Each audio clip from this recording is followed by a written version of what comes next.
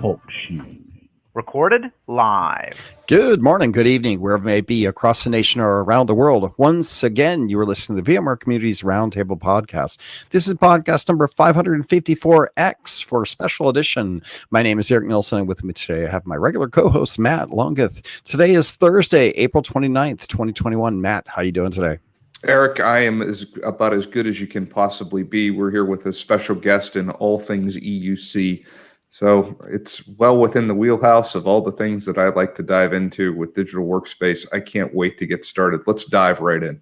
All right. So welcome to the show where we have Curtis Brown. He is a lead consultant with Extrovert. So Curtis comes all the way from the UK. So Curtis, thanks for being here. I know it's kind of late in the afternoon for you. Welcome to the show. Hi, thanks for the invite. It's a pleasure to be here.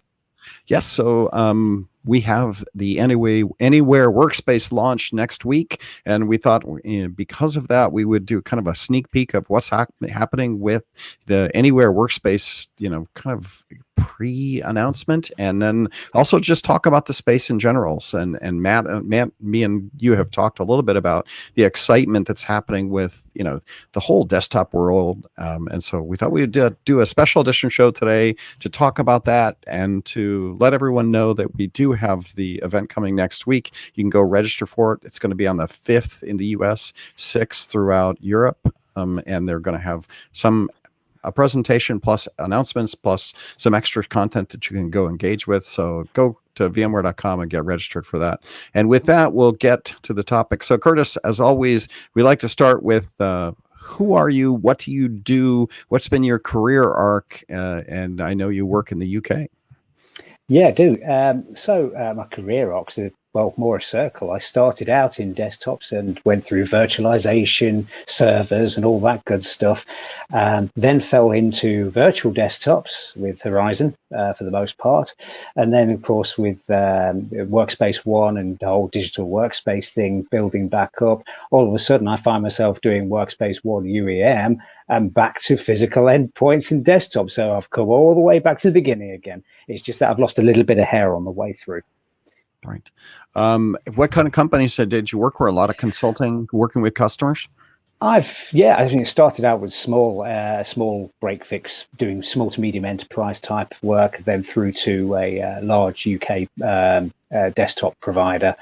A lot of box shifting, sort of large scale projects that were common turn of the century, through to moving into consultancy around virtualization and Microsoft early on, then into a little bit of storage as well, before moving back into end user compute, still largely in a consulting capacity. The sort of customers we deal with to Extrovert range from sort of relatively smaller enterprises, sub 100 in some instances, through to multinationals, banks and the likes.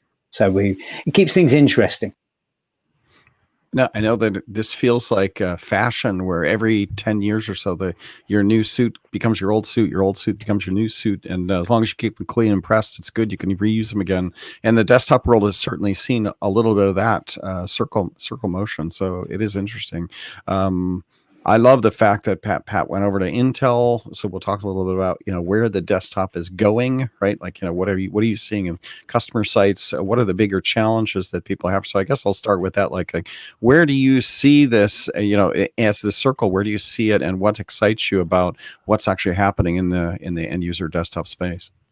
Well, I think for me, it's the whole concept of, the sort of any device, any application, anywhere sort of paradigm. We've moved away from the traditional sort of approach of a rigid architecture of a beige desktop bolted to a desk with a nice big CRT, running monolithic applications that have been pushed down to a device or even hand built, to a point now where we've got this combination, this almost amorphous mass, where we have to consider users wanting to access a multitude of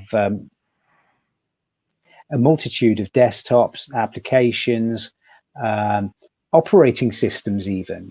We're at a point now where we might be looking at running applications from a Mac, a PC, and us poor admins at the back end have got to manage the lot. But equally, we've got to make sure that it's attractive to the user, usable to the user, and they could be sitting on a hill with a laptop and a mobile phone, or they could be sitting in the office. So we have to cover that whole range.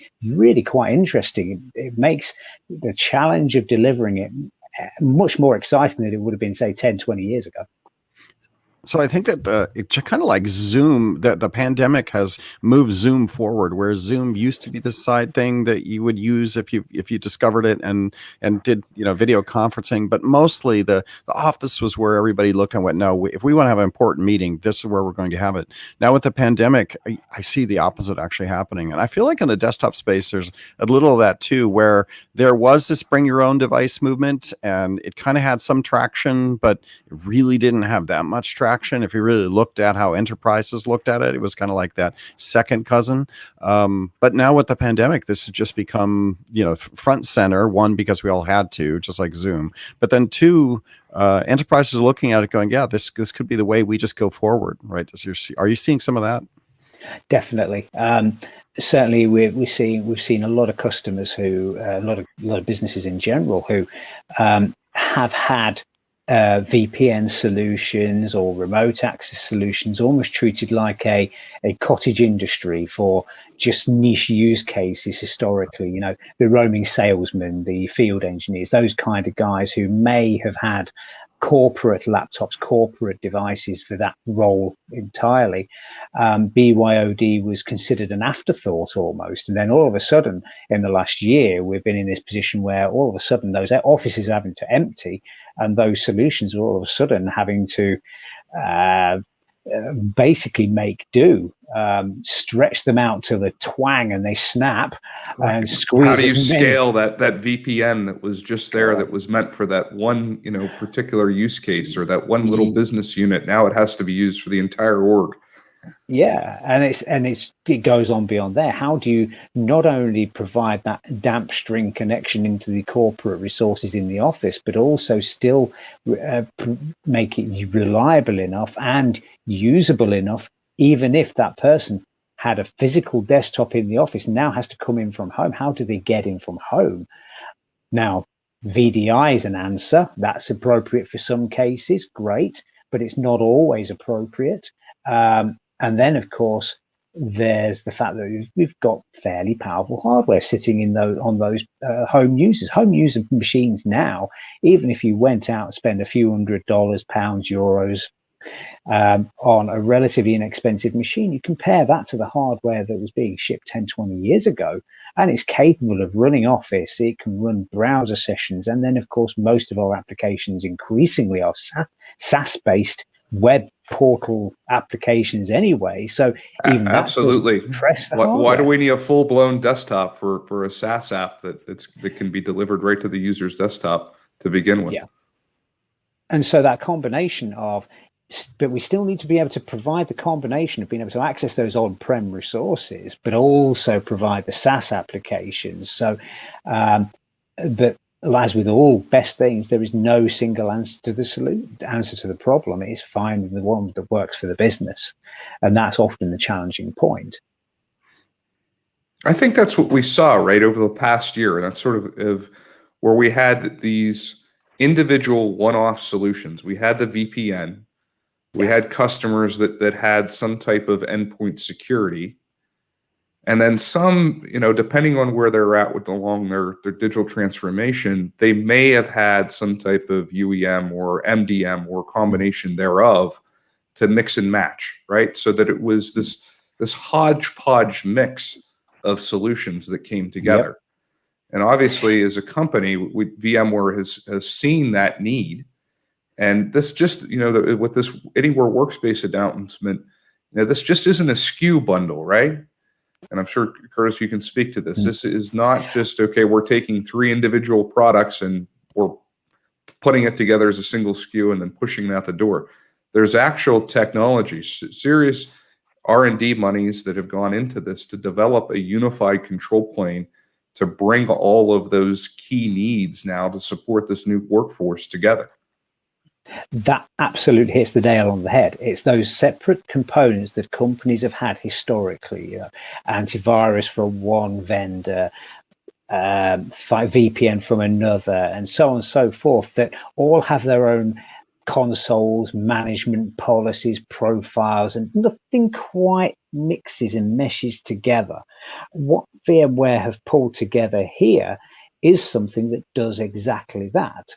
It's taken components that VMware have had in development or have a history with, and actually thought about how can we tie these together to bring that sort of unified solution together that makes the user's experience more effective, but also provides a real return investment for the company, and less of a headache for the people looking after it, which means they are more productive and can get on with the delivery of new stuff instead of running around like headless chickens trying to fix this solution working with that solution working with another solution all the time. It's a matter of thinking, working smart, not hard. And this is a tool that gets you that way. It's continuing along that validated design methodology that we use for so many other solutions, where that now Exactly. these products that really this is the combination of, I mean, well outside of the UC suite. So not only what we see within the Horizon stack, but then Workspace ONE, Carbon Black for the endpoint security element, and then our offerings that we have from the VeloCloud acquisition and through SD-WAN.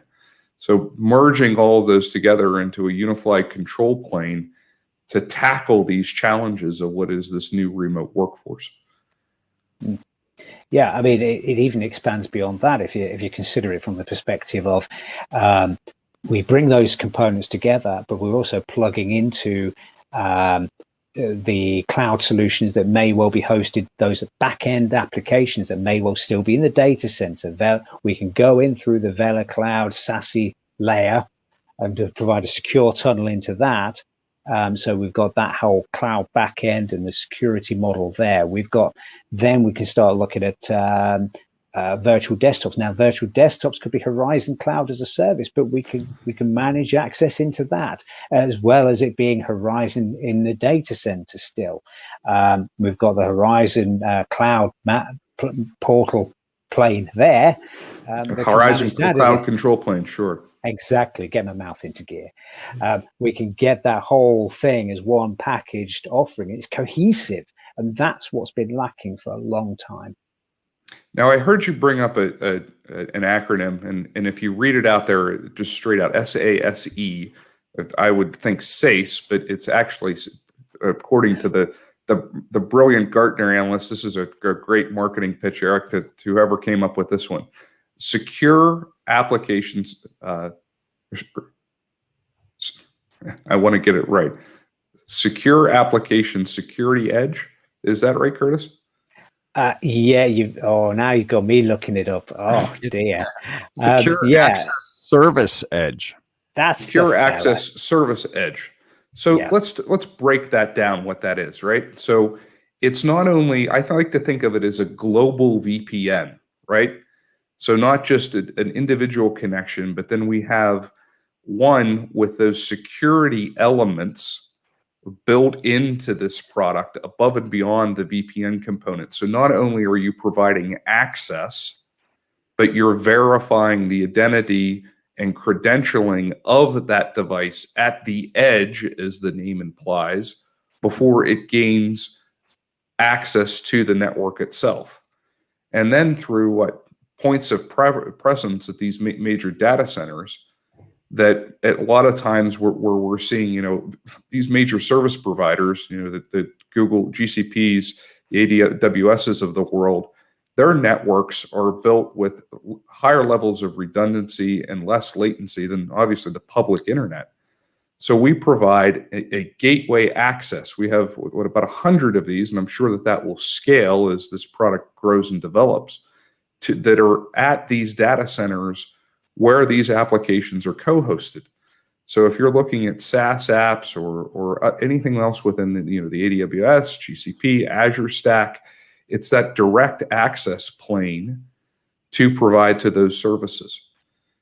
So I like to try to think of it as that global VPN for a higher QoS to say for these applications to provide the user a better, more consistent experience and securing it. And I think that, some of this I hear, well, is this just a UAG up in the cloud? Well, no, it's the web components and the security components of the UAG, but then built for web scale. So this isn't, where the customer has to worry about, well, am I sizing this product? Do I have to worry about the number of UAGs or whatnot? No, this is an entirely separate bucket of technology out of those UAGs that incorporates the security set to allow this to expand at the customer's demand.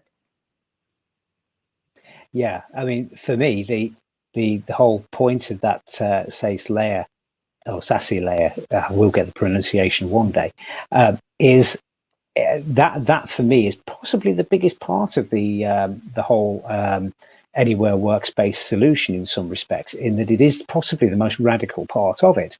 By moving what was the traditional endpoint for VPN from the data center into the cloud, in effect, which means that our workforce can be potentially global, can be anywhere. They will connect to their local point of presence, and they will still have that same policy-driven access.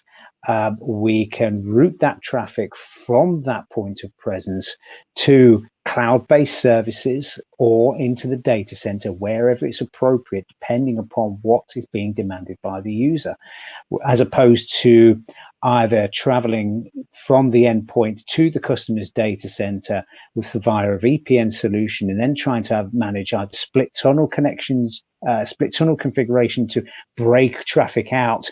Well, this bit of traffic needs to go in this direction to access this application on the internet versus this application internally, or even worse, potentially, is forcing users to go down the VPN in order to then go out from the customer's data center back out to the internet, which of course is adding of how much. costs. Not only do we have to scale the VPN at that point, then we're scaling the data center's ISP pipe, and then obviously the single points of failure from there on out. So you're solving a world of pain in a number of different ways, which of course means that, again, it brings me back to the whole point of manageability, bringing it a much simpler way, a more unified single point of management for that network control layer. And that, of course, brings us in some respects to the secure aspects, in some respects, in the sense of Carbon Black, where we've got that intelligent behavioral prevention, that whole hardening of the endpoint, which of course is just as important as what's down the line. I mean, Carbon Black can be used in the data center, it can be used on managed endpoints, and equally, again, we bring that into the Workspace ONE mix because we can manage the policy from Workspace ONE to control that, as well as the connectivity with the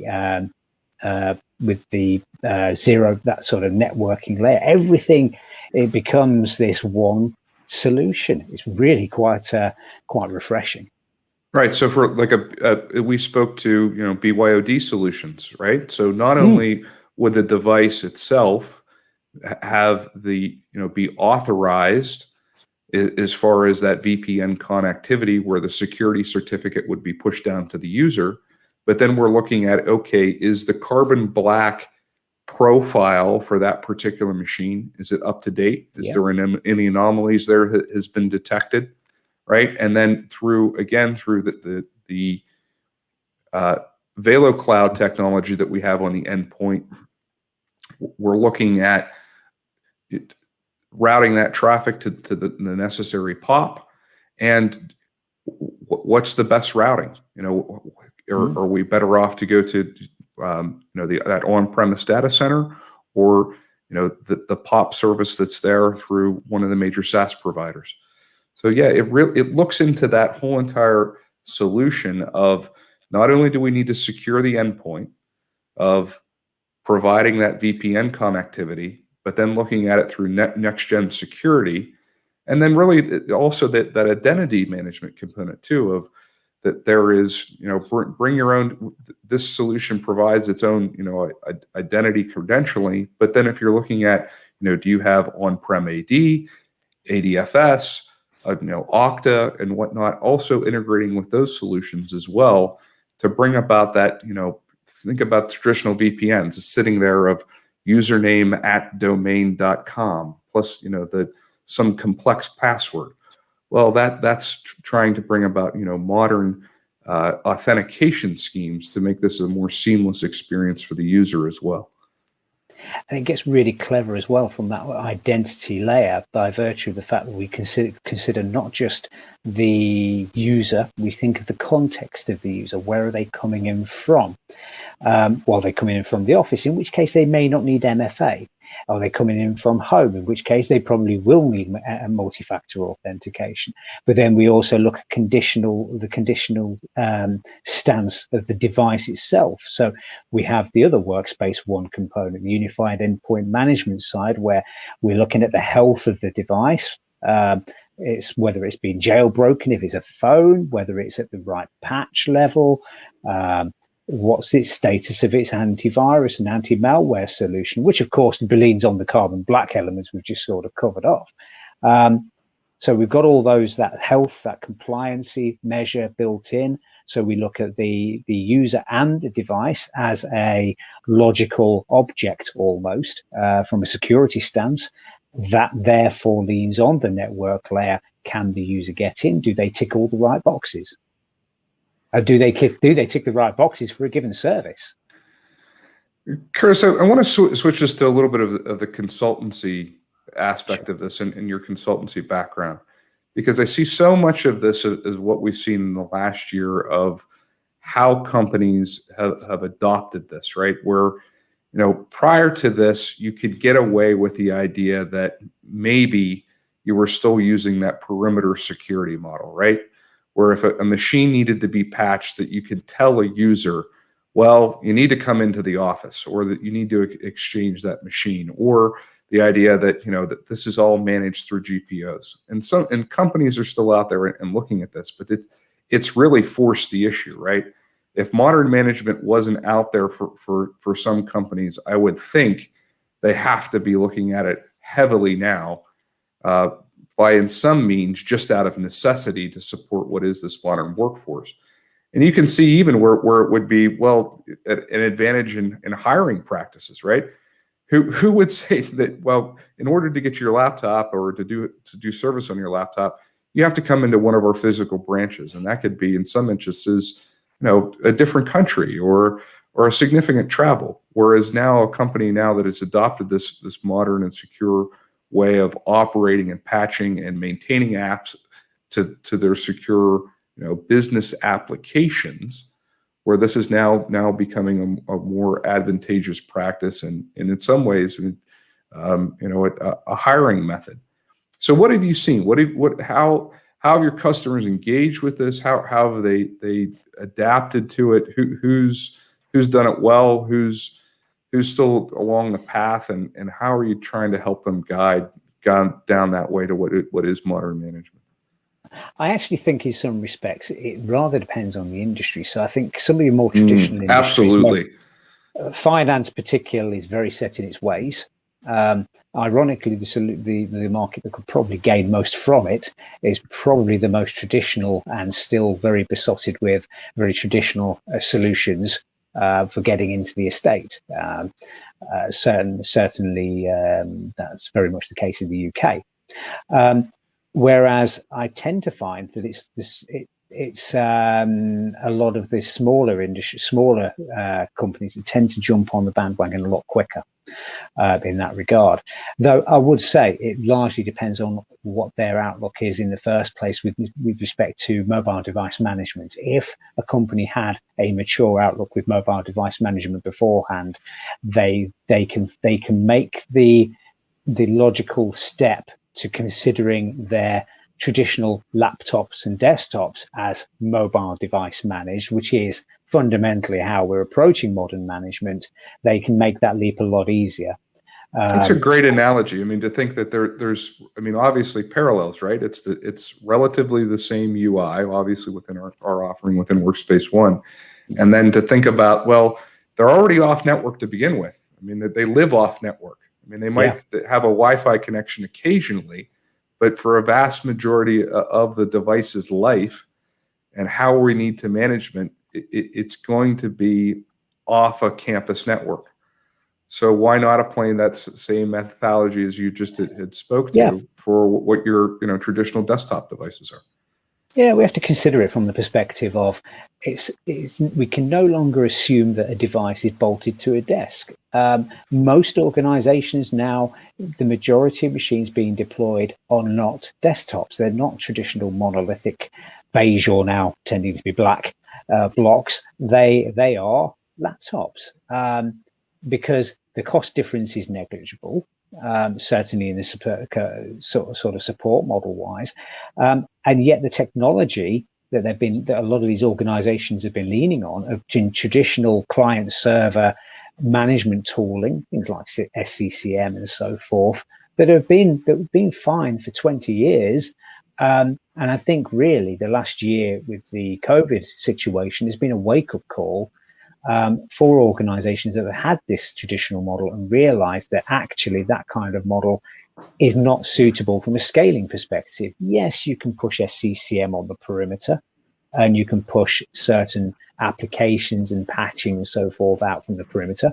But that again comes back to needing to upgrade the connections in the data center and upgrade the bandwidth and the hardware and the infrastructure you're presenting, which in turn potentially means more and more exposure from a security perspective.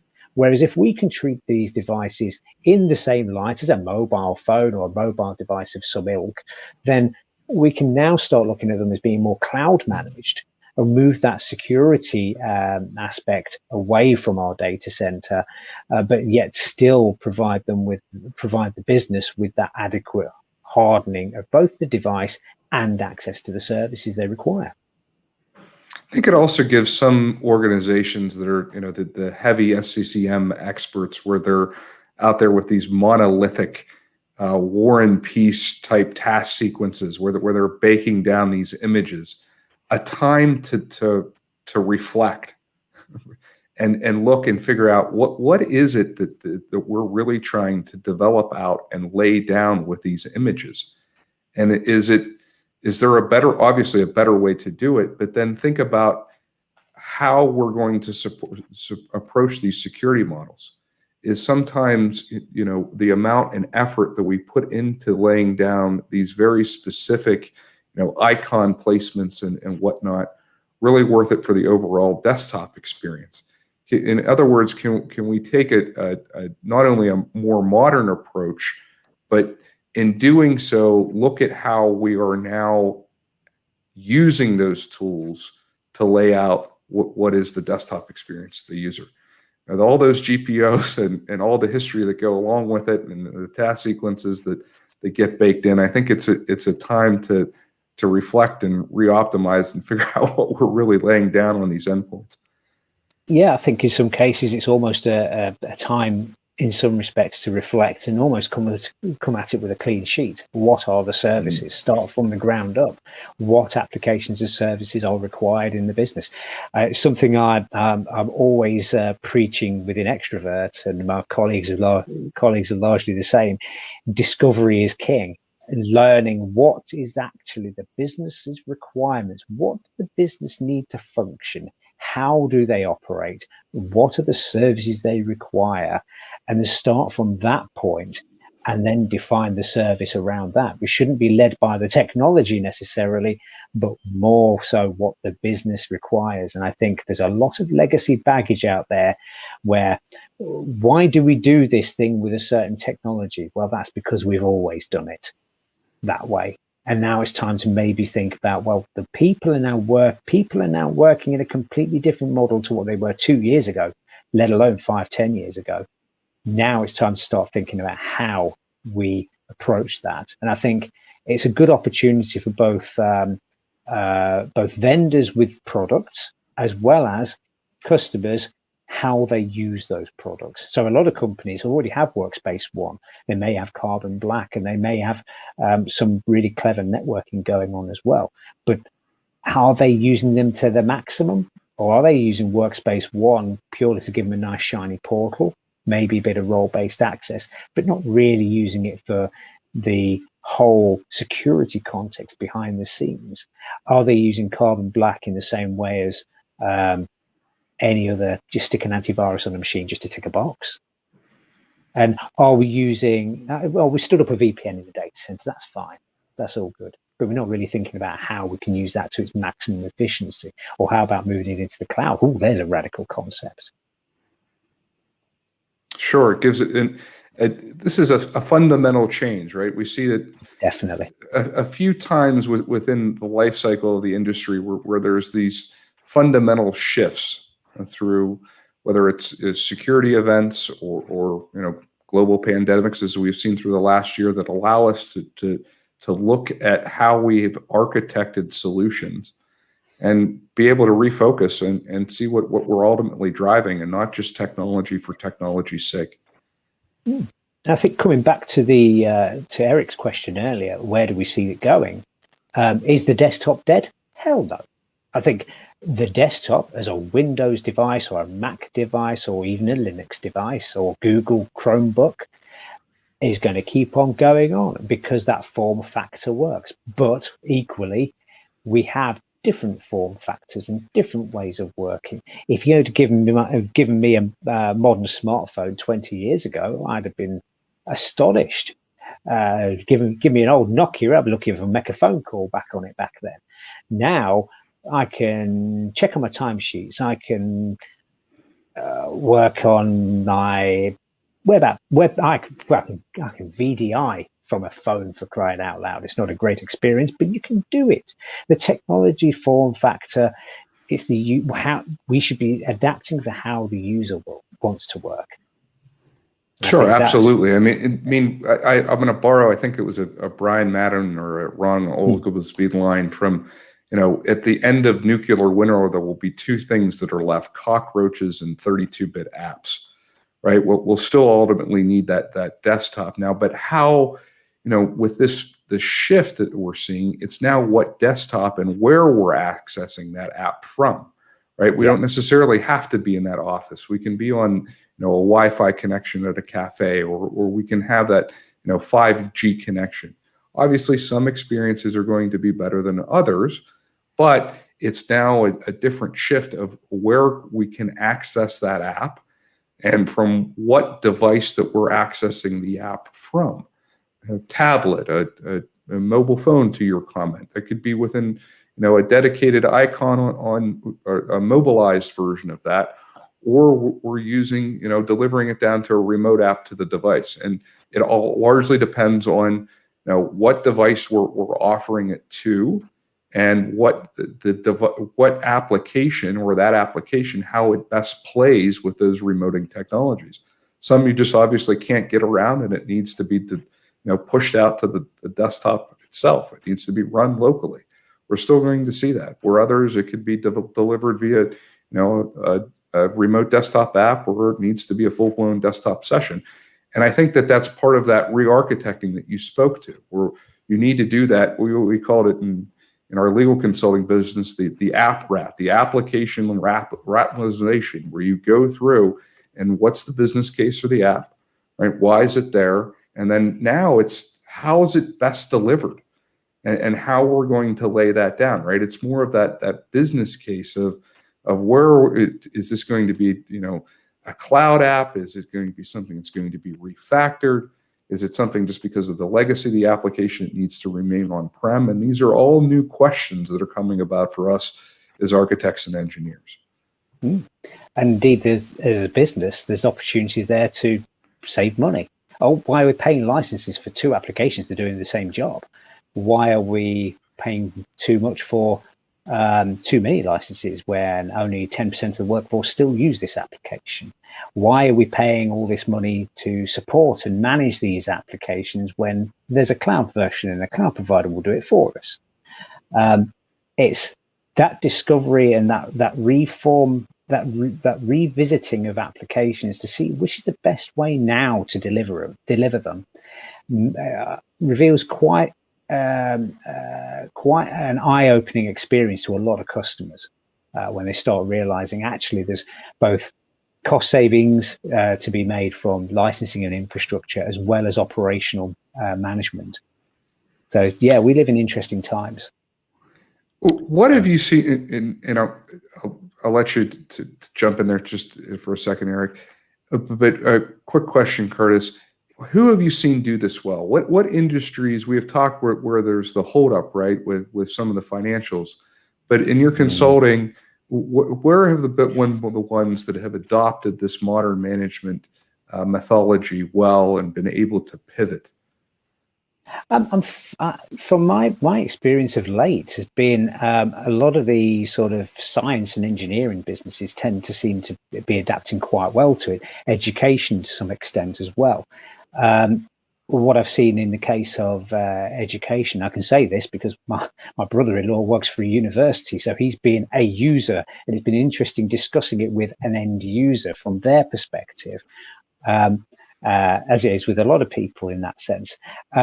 They've seen this shift themselves as a user to working from home in some instances. How have the organizations adapted to that? And I think certainly those organizations which tended to be a little bit more modern in their outlook. So certainly we've been dealing with a large company that deals with software development, so relatively modern industry. So they get it from that perspective. Though they themselves have traditional offices and still do, but they were already starting to see, well, a lot of their field force were dealing with customers with their own requirements and so forth. So they were already looking at that kind of mobile model. But yeah, in answer to the question, I would say certainly it seems to me, from what I've seen, more the sort of scientific and engineering drift of industry seems to be doing quite well. Public sector have been somewhat tied up because of, the whole COVID affair and ever decreasing budgets in some cases, which has always been an issue, of course. Whereas the financial sector, it's been a mixed bag. Some parts have got it, some parts haven't. It tend to be the traditional banks have circled the wagons and relied on what they've got in some instances. Okay, guys, as much as I know both of you, because you're such end user, love children here, would love to spend all the time. I do want to up level a little bit and just talk about Extrovert and your blog. So I want to remind people that you do have a nice blog on Anywhere Workspace and this announcements that are coming out. And so I want to do a shout out to it. So first, Extrovert, and I think I put it in the, if you're listening on audio, you can just go to Extravert, xtravirt.com, and there's blog, and then you have an article there that's you can find it, VMware Anywhere Workspace, pulling the threads of remote. Longest title for a blog article I've ever seen in my life, but you can go and check it out. And so that's one thing. Thank you for being a blogger and writing about this space. That's first question. Second second question is from my end user perspective, right? Like I look at the security clampdown using my own laptops, desktops, and seeing enterprise. And my son works at Roku. If you listen to him talk, it's like every time there's a new update, we all cringe because like performance is going to get worse, right? The number of things they're trying to make me do. I have to like drip a drop of blood on a sensor so it knows that it's me. I got to cut myself. It just seems like the weight on the end user. Are there any pros that come out of this from an end user perspective of you being a user? Do we see some of this technology making it easier to be secure and use my own device? Yeah, I mean, if you think of it in terms of what we were saying earlier about the lack of joined up solutions, so our user may well have to start their machine up. They then open up a VPN and have to log into that. Then they might have to authenticate against something else or another application. So they end up having to remember multitudes of passwords with multitudes of applications that may have to start up in a very specific order. And it's that user experience thing that might tick the boxes for the geeks out there. Oh, we can do all these nice, detailed, clever things. But for an end user who may not be that technically literate, we're not all 16, 17-year-olds living into our mobile phones. We need to consider that we need to make that experience the same as, well, switching on your Roku box and opening up a program. We need to make it attractive, because if we don't make it attractive, what we get is people trying to circumvent the system or cheat. Right. Yeah. And shadow IT starts creeping in from certain peripheries. Oh, I can't share the files using the corporate system because it's such a bind. That's okay. I've got my personal OneDrive. I'll stick it in there and share it that way. Those sort of things. My own personal Dropbox and that sort of stuff. And that's just one example of that. So we want to make the system simple to use, and behind the scenes all the magic of security and intelligence goes on. The user should just get a yes or a no. The yes, they can get it, no, they can't. And if they get a no, they can't, maybe a nice descriptive answer or who to call in the event of a problem. They shouldn't have to worry about moving all the chess pieces into place, spinning one plate, holding the left leg in the air just to be able to access the things that they need to do their day job. The day job is what they're paid to do, not accessing systems. Right. All right, good. So at least the people are aware of this, and we could expect that VMware will offer some ability to kind of solve some of that, because I think that's one of the biggest challenges for adoption is just pushback by users who just like are dealing with, watching 50% of your CPU just struggle to run the security package that just came down from IT, right? Let's make it efficient. Instead of it coming down from IT, let's have it come from the cloud, and let's have it trickle down to the machine. Maybe have it scheduled. We can manage those kind of policies. Make it efficient. Make it nice. Right. Very good. Okay, so you have your blog article. Thank you for coming on the show. Matt, I know we've been streaming now for 45 minutes, and this is a special edition, so we're coming up to that magic mark. Matt, any other things that we should hit Curtis with before we let him get on with his evening? Well, I did want to just, as we do with all of our guests, give him a shout out on his socials channels. Curtis, if you wouldn't mind sharing your Twitter handle for our listeners. Yeah, that's at Curtis Brown 01. I think that's the one it is these days. See, I'm old. I don't remember these things. And then I have obviously my blog at Extrovert, and a personal blog that's out there as well. Yeah, that's pretty much where you'll find me, usually loitering around on Twitter occasionally. And just in general, where do you see you're going, Curtis? What else do you have out there? Where is Extrovert, their business headed? And what are you going to focus on, and where's the practice headed for yourself and for the organization to carry you through 2021? Yes, yeah, I'm in an interesting position now. I've worked with Extrovert since almost the day they were set up, and I've watched them develop as a consultancy specializing in cloud solutions, predominantly VMware vSphere in the data center. Now we're moving into more stuff with AWS and so on. But equally, it's now the services that lean on that cloud infrastructure that we're doing a lot of work around, be it automation and all that Kubernetes stuff, which the cloud types can deal with. That's not my bag. I do digital workspace where it's cool and fun. And I get all the work. But that side is equally growing. But as a company, we're moving into managed services because that side is also growing as well.